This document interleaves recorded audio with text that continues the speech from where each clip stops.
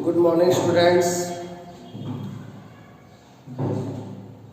Last class में अपन ने की थी संकुल यौगिकों में ज्यामितीय समावयता। समावयता अपन ने दो प्रकार की बताई थी, संरचनात्मक और त्रिविमीय।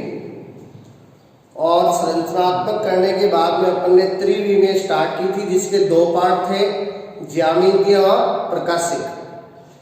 संकुल यौगिकों में जो ज्यामितीय समावयता है वो कल अपन कर चुके हैं और आज अपन स्टार्ट करेंगे संकुल यौगिकों में प्रकाशिक समावयता, जो त्रिविमीय समावयता का सेकंड पार्ट है।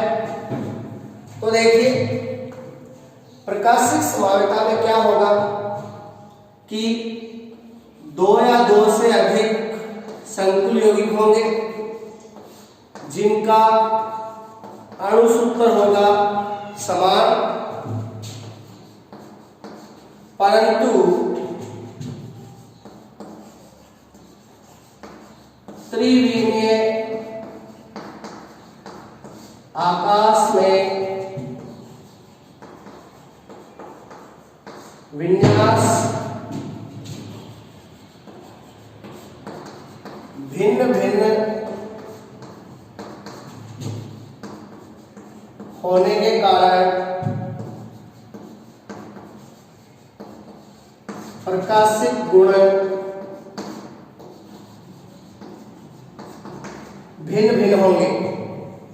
तो देखिए, अपन ने कार्बनिक यौगिकों में त्रिविमीय समावयता के अंदर विन्यासी समावयता बताई थी और विन्यासी के दो टाइप बताए थे, ज्यामितीय और प्रकाशिक। कार्बनिक यौगिकों में विन्यासी समावयता का वर्गीकरण ऐसे ही करते हैं, ज्यामितीय और प्रकाशिक में डिवाइड करते हैं। यानी कि ज्यामितीय और प्रकाशिक दोनों समावयताएं किससे संबंधित होती है? विन्यास से। यानी यहां पे समावयवियों का विन्यास क्या होगा? भिन्न भिन्न होगा। तो विन्यास भिन्न भिन्न होने के कारण इसमें तो ज्यामिति भिन्न भिन्न हो जाएगी और यहाँ पे विन्यास भिन्न भिन्न होने के कारण प्रकाशिक गुण भिन्न भिन्न हो जाएंगे। यहाँ पे ज्यामिति भिन्न भिन्न, इसलिए ज्यामितीय समावयता, और यहाँ पे प्रकाशिक गुण भिन्न भिन्न, इसलिए ये प्रकाशिक समावयता। अब यहाँ पे अपन ये देखेंगे कि इन समावयवियों के प्रकाशिक गुण भिन्न भिन्न कैसे होंगे। तो देखिए, इसको क्लियर करते हैं।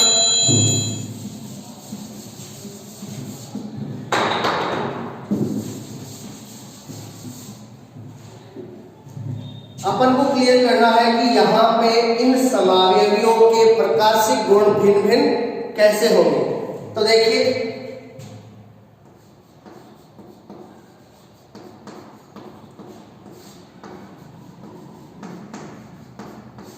अपन यहाँ पे डिफाइन करते हैं किसको? प्रकाश को। अब एक तो प्रकाश होता है साधारण प्रकाश। अब साधारण प्रकाश देखिए क्या होता है। साधारण प्रकाश ऐसा प्रकाश होता है जिसका कंपन सभी दिशाओं में होता है। तो साधारण प्रकाश ऐसा प्रकाश होता है जिसका कंपन है वो सभी दिशाओं में होता है। आप देख रहे हो, इसका कंपन है वो सभी दिशाओं में हो रहा है। और साधारण प्रकाश के बाद अपन बात करेंगे समतल ध्रुवित प्रकाश। ये प्रकाशिक समावयता है, इसलिए यहां पे अपन को इन प्रकाश के बारे में पता होना चाहिए। तो समतल ध्रुवित प्रकाश है वो ऐसा प्रकाश होता है जिसका कंपन केवल एक ही दिशा में होता है, ऊपर नीचे। तो आप देख सकते हो साधारण प्रकाश तो ऐसा प्रकाश होता है जिसका कंपन सभी दिशाओं में होता है, और समतल ध्रुवित प्रकाश ऐसा प्रकाश होता है जिसका कंपन केवल एक ही दिशा में होता है। तो प्रकाशिक समवायता में अपन काम में लेंगे कौन सा प्रकाश? समतल ध्रुवित प्रकाश, जो ऐसा प्रकाश होता है जिसका कंपन केवल एक ही दिशा में होता है, ऊपर नीचे। अब जिन यौगिकों में प्रकाशिक समवायता पाई जाती है उनके दो रूप बनेंगे। कितने रूप बनेंगे? दो रूप। एक रूप तो होगा डी फॉर्म और एक रूप होता है एल फॉर्म। तो इन समावयवियों को डी और एल कहने का रीजन क्या है? देखिए, एक समावयवी है वो तो क्या करेगा, ये जो समतल ध्रुवित प्रकाश है इसके तल को दाईं ओर घुमाएगा। किधर घुमाएगा? दाईं ओर। यानी ये समतल ध्रुवित प्रकाश था और इसको समावयवी ने घुमा दिया किधर? दाईं ओर। अब दाईं ओर मतलब दक्षिणावर्त,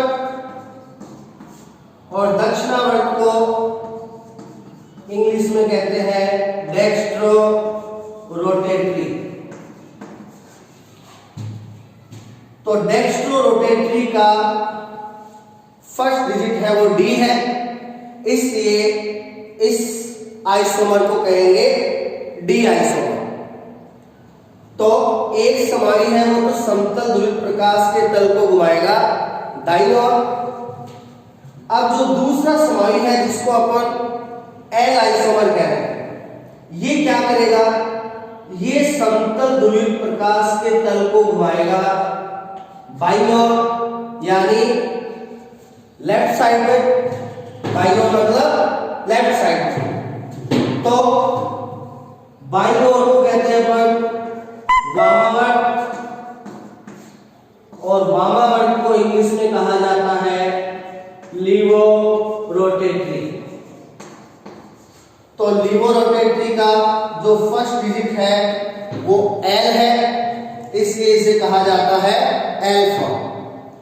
तो आप देख सकते हो एक समावयवी है वो तो समतल ध्रुवित प्रकाश के तल को घुमा रहा है दाईं ओर, जबकि दूसरा समावयवी समतल ध्रुवित प्रकाश के तल को घुमा रहा है बाईं ओर।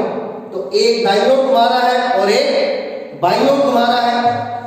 तो इसलिए इन समावयवियों के प्रकाशिक गुण क्या होते हैं? भिन्न भिन्न होते हैं, क्योंकि ये समतल ध्रुवित प्रकाश के तल को एक दूसरे के विपरीत दिशा में घुमाते हैं। तो अपने क्लियर हो गया कि इनके जो प्रकाशिक गुण है वो किस प्रकार भिन्न भिन्न होते हैं। अब देखिए,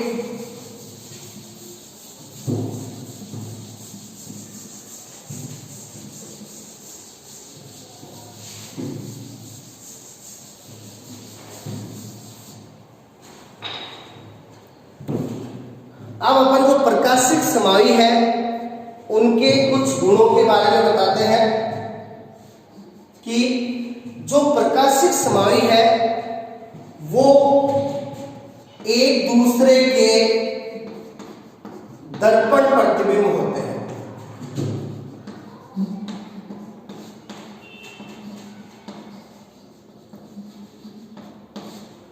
तो प्रकाशिक समावयवियों के बारे में आप एक बात दिमाग में बिठा लेना कि जितने भी प्रकाशिक समावयवी होते हैं वो एक दूसरे के क्या होते हैं? दर्पण प्रतिबिंब होते हैं।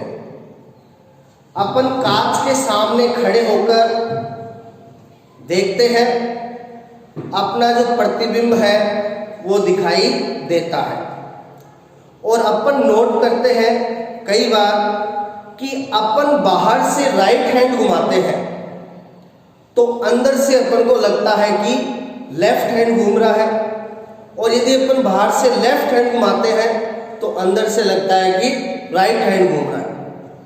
यानी कि बिंब और प्रतिबिंब में सारी की सारी समानता नहीं होती। यानी बाहर से लेफ्ट घूमता है तो अंदर से लगता है राइट, और बाहर से राइट तो अंदर से लेफ्ट। यानी कि जो दर्पण प्रतिबिंब है, अब प्रकाशिक समावि एक दूसरे के क्या है, दर्पण प्रतिबिंब। इसलिए जो प्रकाशिक समावि है वो एक दूसरे पर पूर्ण रूप से अध्यारोपित नहीं होते हैं।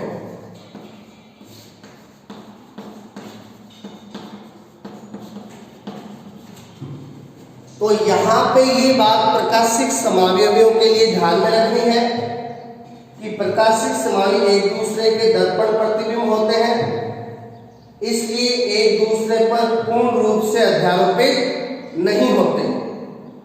यदि कोई समावयव एक दूसरे पर पूर्ण रूप से अध्यारोपित हो जाए, पूर्ण रूप से अध्यारोपित होने का मतलब ये वाली कंडीशन, अब आप देख रहे हो, मान लो ये बिंब है और ये प्रतिबिंब है। अब यदि ये इस प्रकार से अध्यारोपित होते हैं, यानी अपन को सामने से केवल एक ही दिखाई दे रहा है, यानी आगे वाले ने पीछे वाले को पूर्ण रूप से ढक लिया, तो ये इनका पूर्ण रूप से क्या हो गया, अध्यारोपण। तो ऐसा प्रकाशिक समावयवियों में नहीं होता। तो ये तो क्या है, पूर्ण रूप से अध्यारोपित हो गए, यानी ये दोनों प्रकाशिक समावयवी नहीं है।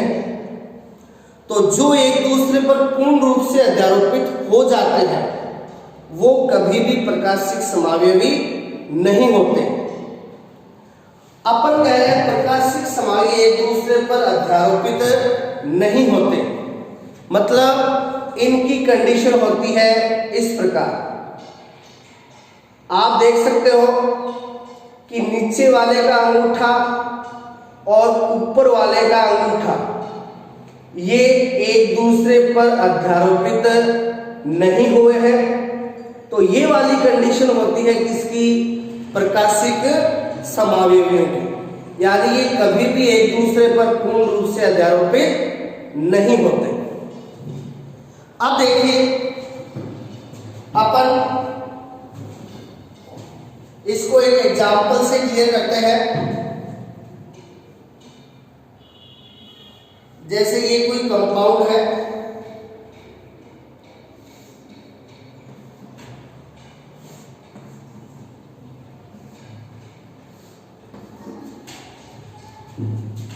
ये मान लीजिए एक ऐसा यौगिक है, ऐसा कंपाउंड है जिसके अंदर प्रकाशिक समावयता पाई जाती है। तो इसका जो प्रकाशिक समावयवी बनेगा वो इसका क्या होगा, दर्पण प्रतिबिंब होगा। तो दर्पण प्रतिबिंब बनाने के लिए अपन को इसके आगे रखना पड़ेगा दर्पण। तो प्रकाशिक समावयव के आगे रख देते हैं दर्पण। ये अपन दर्पण रख रहे हैं, ये अपना दर्पण हो गया। अब इस दर्पण में इसका बनेगा दर्पण प्रतिबिंब। तो अपन ने कहा कि जो दर्पण प्रतिबिंब है वो एक दूसरे पर पूर्ण रूप से अध्यारोपित नहीं होते। तो इस देखिए क्या होगा, ये जो B है ये इसमें राइट साइड में है, तो ये B यहां पे आ जाएगा लेफ्ट साइड में। ये D यहां पे लेफ्ट साइड में है, तो ये D यहां पे आ जाएगा राइट साइड में।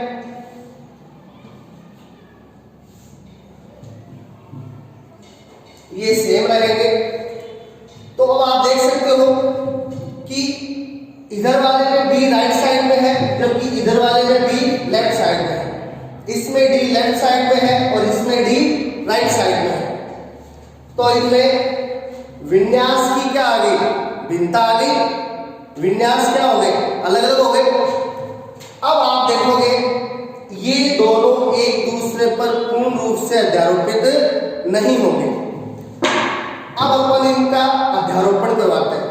आप क्या करोगे, आप इसको ऐसा का ऐसा उठा लो और ऐसा का ऐसा उठा के लगा दो इसके ऊपर, तो आप क्या देखोगे, ए के ऊपर ए आ रहा है, सी के ऊपर सी आ रहा है, लेकिन आप देखोगे इसके बी के ऊपर इसका क्या आ रहा है, डी आएगा, और इसके डी के ऊपर इसका क्या आएगा, बी आएगा। यानी यहां पे ये वाली कंडीशन आएगी, यानी ये दोनों एक दूसरे पर पूर्ण रूप से अध्यारोपित नहीं होंगे। तो ये प्रकाशिक समावयवियों की पहचान है। ये एक दूसरे के दर्पण प्रतिबिंब होते हैं और ये एक दूसरे पर पूर्ण रूप से अध्यारोपित नहीं होते। अब देखिए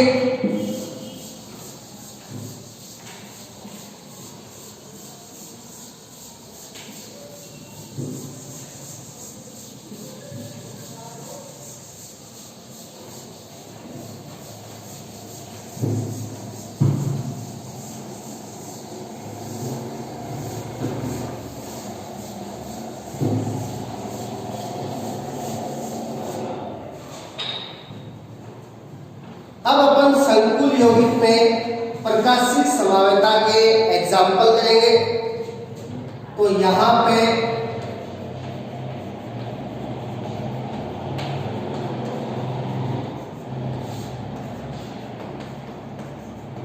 अपन ऐसे संकुल लेंगे जिसमें उप सहसंयोजन संख्या कितनी होगी, 6। यानी ऐसा संकुल जिसमें धातु के साथ कुल कितने उप सहसंयोजक बंध बनेंगे, 6।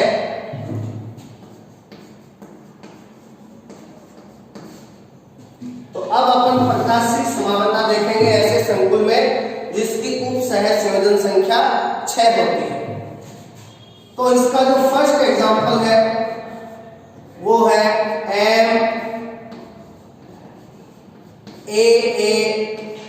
MAA3। तो इस टाइप का संकुल लेते हैं अपन सबसे पहले। अब इसका जो इस टाइप के संकुल को अपन इस प्रकार से लिख सकते हैं। M हो गया मेटल, तो मेटल के रूप में ले लिया कोबाल्ट।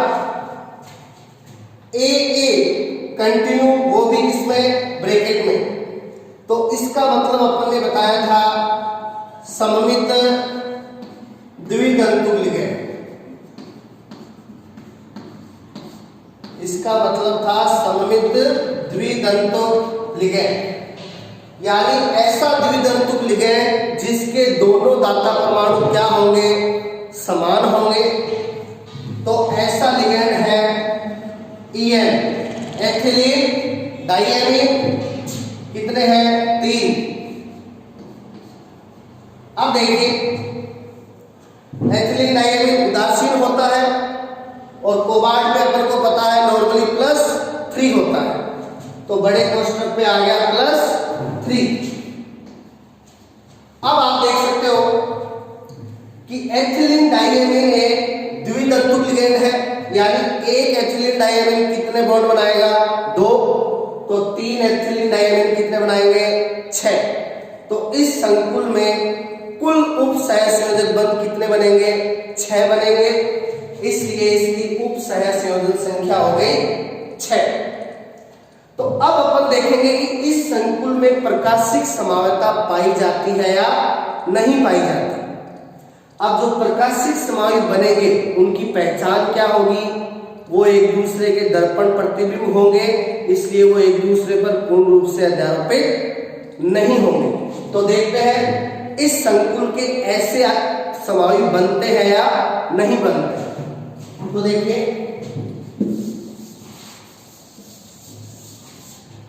यहां पे उप सहसंयोजक संख्या 6 है, यानी 6 बल बन रहे हैं। तो ज्यामिति कौन सी होगी, वर्गाकार द्विप्रेरक। तो देखिए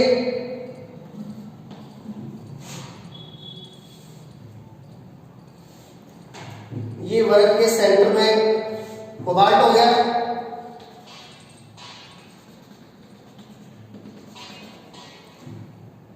और तो ये ज्यामिति होगी वर्गाकार द्विपिरामिडीय।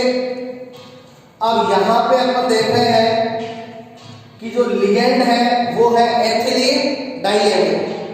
तो एक एथिलीन डाइएमीन दो बंध बनाता है, तो इस एथिलीन डाइएमीन ने ये दो बंध बना लिए।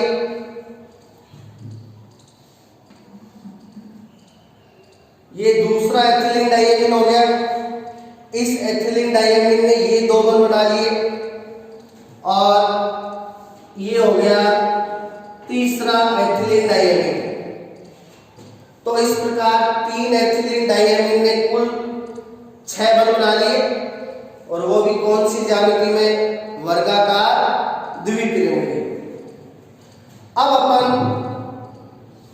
इसका प्रकाशिक समावयव बनाएंगे।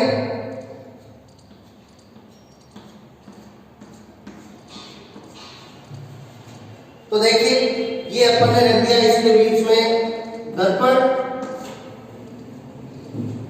अब यहां पे आप देख सकते हो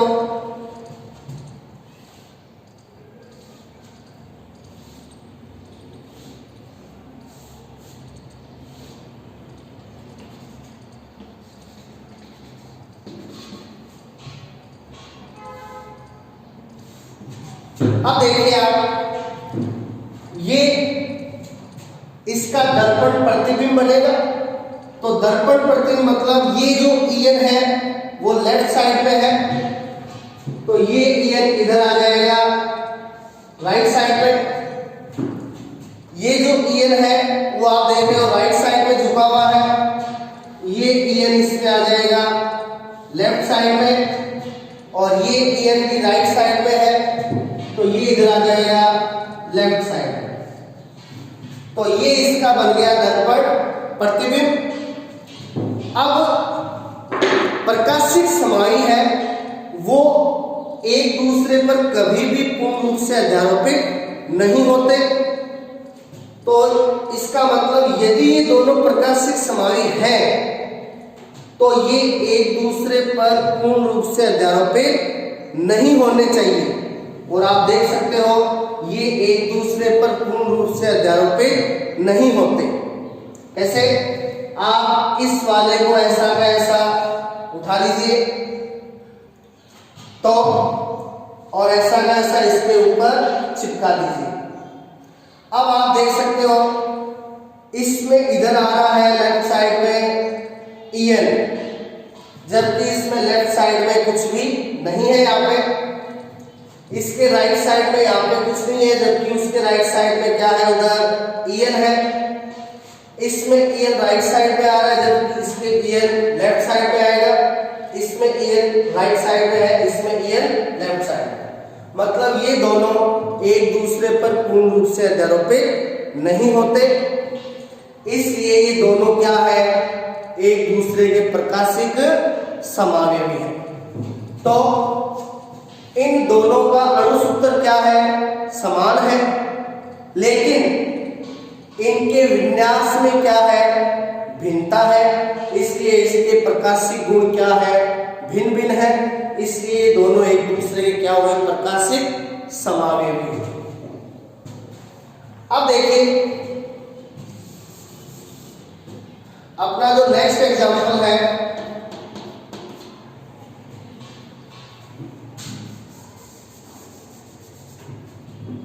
वो है MaA2 X2। तो देखिए AA यानी एथिलीन डाइएमीन, क्योंकि AA ब्रैकेट में हो तो उसका मतलब होता है सममित द्वितंतु लिगैंड। तो यहाँ पे एथिलीन डाइएमीन हो जाएंगे कितने? 2। तो एक एथिलीन डाइएमीन 2 बंध बनाएंगे, तो 2 एथिलीन डाइएमीन 4 बंध बनाएंगे। X मतलब ऋणावेशित एक दंतु लिगैंड, क्लोरो आ जाएगा। तो एक क्लोरो 1 बनाएगा, तो 2 क्लोरो 2, तो ये 4 बना रहा है और ये 2, 4 और 2 6। देखिए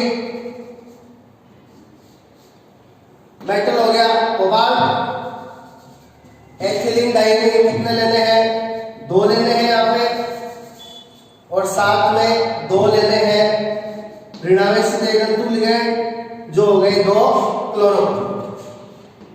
अब कोबाल्ट पे +3 होता है, उदासीन 1 क्लोरो पे -1, 2 क्लोरो पे -2, तो +3 -2 कितना बच गया, +1, तो इस पे चार्ज आ गया +1। अब देखिए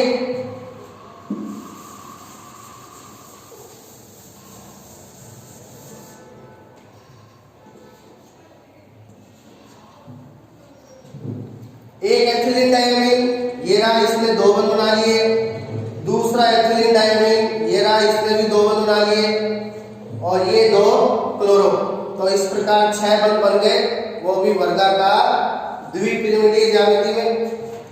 अब अपन इसका बनाएंगे दर्पण प्रतिबिंब।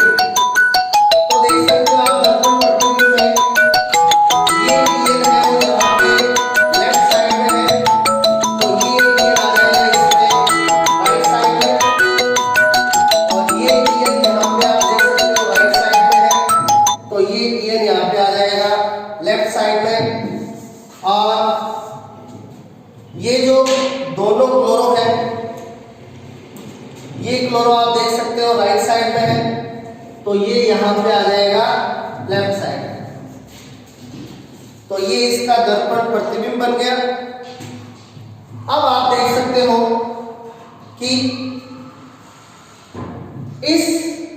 इसके दर्पण प्रतिबिंब को अपन यहां से उठाकर इसके ऊपर चिपकाएंगे, तो इसके लेफ्ट साइड में ईएन है, जबकि इसके लेफ्ट साइड में कुछ भी नहीं है।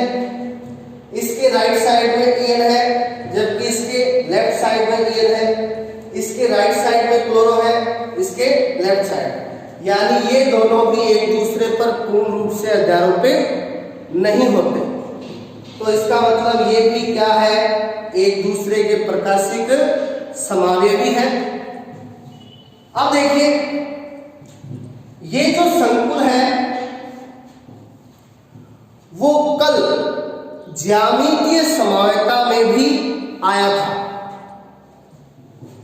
अपन ने ज्यामितीय समावयता एक तो उपसहज संयोजन संख्या 4 वाले संकुल में की थी, और एक उपसहज संयोजन संख्या 6 वाले संकुल में की थी। तो 6 वाले में आपने इस संकुल के अंदर भी ज्यामितीय समावयता पढ़ी थी, यानी इसके अंदर ज्यामितीय समावयता भी पाई जाती है, और ज्यामितीय समावयता में 2 रूप बनते हैं, समपक्ष और विपक्ष। अब ये जो है ये कौन सा ज्यामितीय समावयवी है, ये आप देख सकते हो, ये इस संकुल का समपक्ष रूप है, सिस आइसोमर है। ज्यामितीय समावयता में 2 रूप बनते हैं, समपक्ष और विपक्ष। तो ये कौन सा है, समपक्ष है, सिस है। कैसे? समपक्ष में अपन ने बताया था जो समान लिगेंड है वो कंटिन्यू आने चाहिए, तो ये दोनों ईएन कंटिन्यू है, और ये दोनों क्लोरो समान, दोनों क्लोरो कंटिन्यू है। इसका मतलब ये समपक्ष रूप है। तो इस संकुल के आपको पूछ लिया जाए कि इस संकुल के कौन से ज्यामितीय समावयवी में प्रकाशिक समावयता पाई जाती है, तो आपका आंसर होगा इस संकुल के समपक्ष ज्यामितीय समावयवी में प्रकाशिक समावयता पाई जाती है। अब अपन देखेंगे इसका विपक्ष। इस संकुल के विपक्ष या ट्रांस आइसोमर में प्रकाशिक समावयता नहीं पाई जाती। देखिए कैसे इसका विपक्ष बनाएंगे, तो विपक्ष में आपको पता है समान लिगेंड कंटिन्यू नहीं होते, तो इसका विपक्ष इस प्रकार बनेगा, क्लोरो दोनों ऊपर नीचे,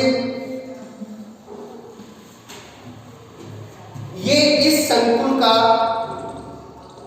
कौन सा विपक्ष समावयवी है?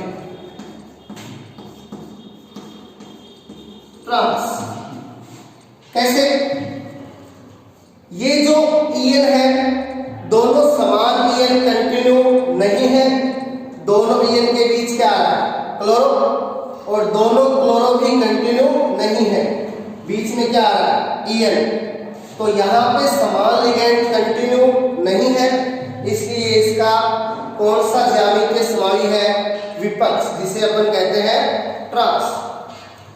अब अपन देखेंगे इसमें प्रकाशिक समावयता पाई जाती है या नहीं पाई जाती।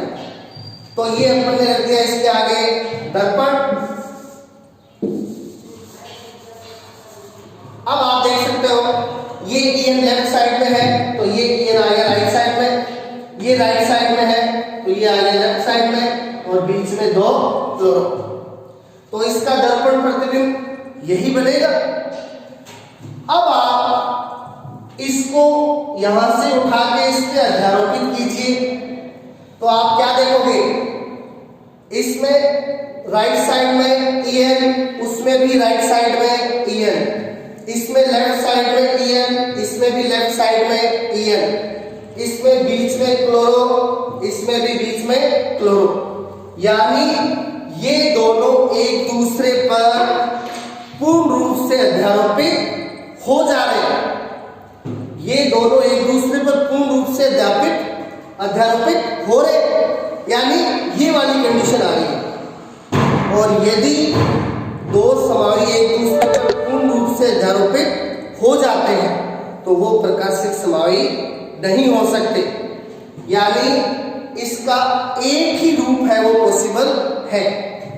तो आपको पूछ लिया जाए इस संकुल के कौन से समावयवी में, इस संकुल के कौन से समावयवी में प्रकाशिक समावयता नहीं पाई जाती, तो आप कहोगे विपक्ष या ट्रांस में प्रकाशिक समावयता नहीं पाई जाती। इसका लास्ट जो एग्जाम्पल है वो देखिए, इसका लास्ट एग्जाम्पल इस प्रकार है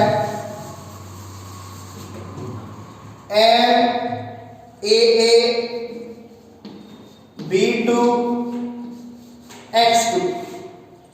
तो इसका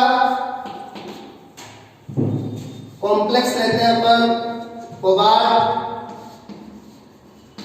धातु हो गया, EN सममित द्वितंतु लिगैंड, B2 उदासीन एक तंतु लिगैंड जो हो गया एमीन, और X विनावसित एक तंतु जो हो गया क्लोरो। तो ये अकेला दो बल बनाएगा, ये दो बनाएगा और ये दो, तो उप सह संयोजन संख्या हो गई 6। तो देखिए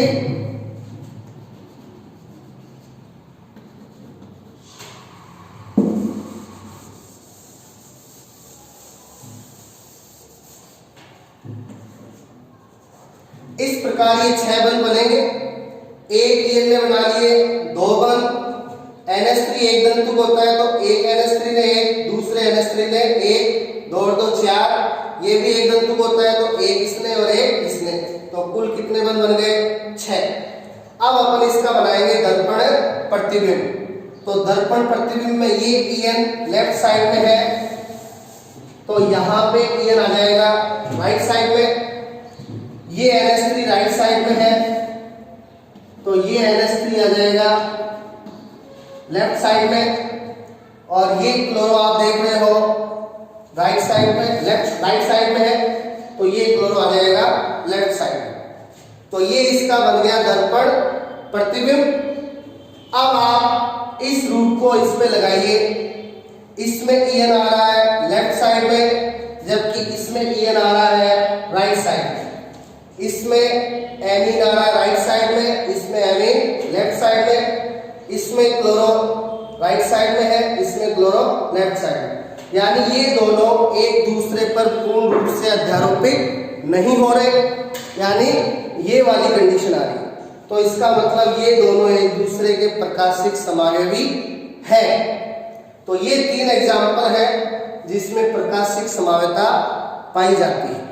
थैंक यू।